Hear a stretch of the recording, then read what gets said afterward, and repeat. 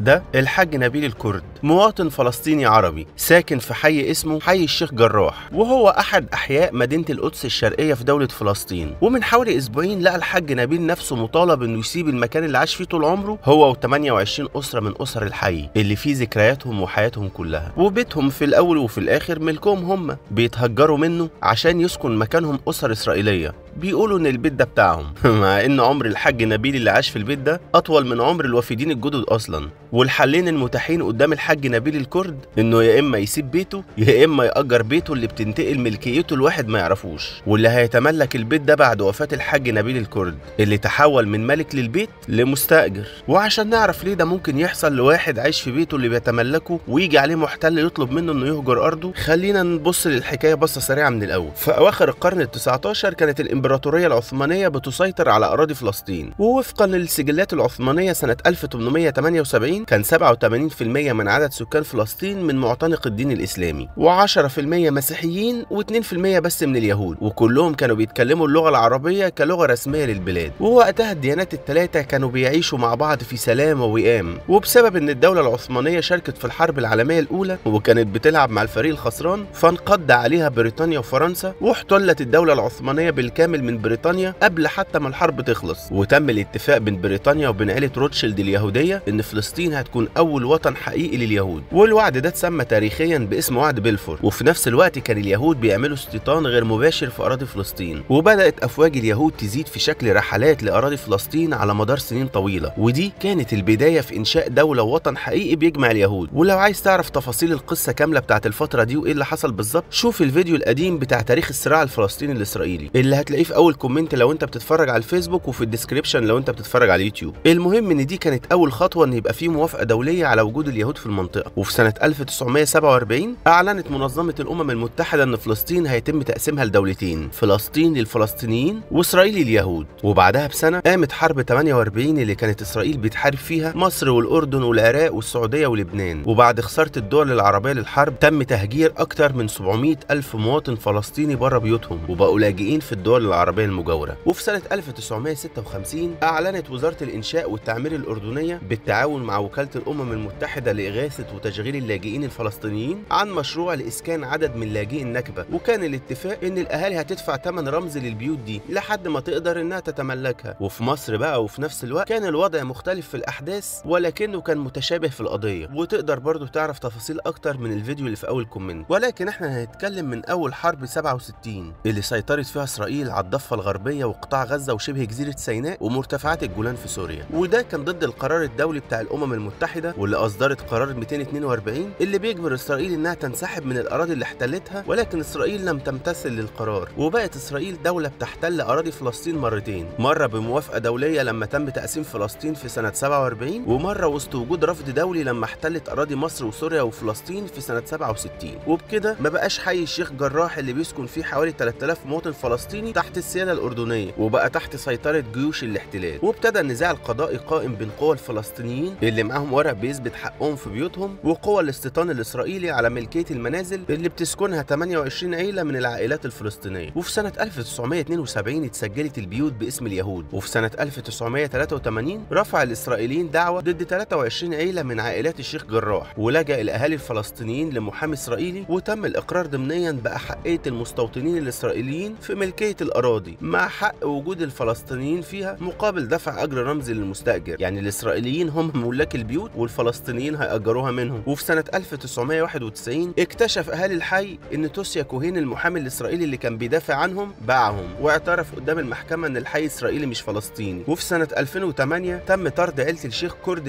من بيوتهم. وفي 2009 تم طرد عيلتين تانيين وهم حنون والغاوي. في وقتنا الحاضر بقى صدر قرار بتهجير عائلات تانية من أراضيها، ومنهم عيلة الكرد اللي كان ليها بيت تاني غير البيت اللي اتسرق منهم في 2008، بس هم رفضوا. وفي فيديو منتشر لصاحب البيت الحاج نبيل الكرد بيقول إن عمره كله قضاه في البيت ده وإنه مش مستعد يطلع منه غير على القبر. وكمان منى الكرد وهي بتعارض المستوطن اللي بيحاول ياخد البيت، فرد المستوطن كان إن أنا لو مشيت برضه أنت مش هترجعي البيت، وقالت له بس ده بيتي. قال لها ما أنا لو ما سرقتوش في حد غيري هياخده. Jacob, you know this is not your house. Yes, but if I go, you don't go back. So what's the problem? What are you yelling at me? I didn't do this.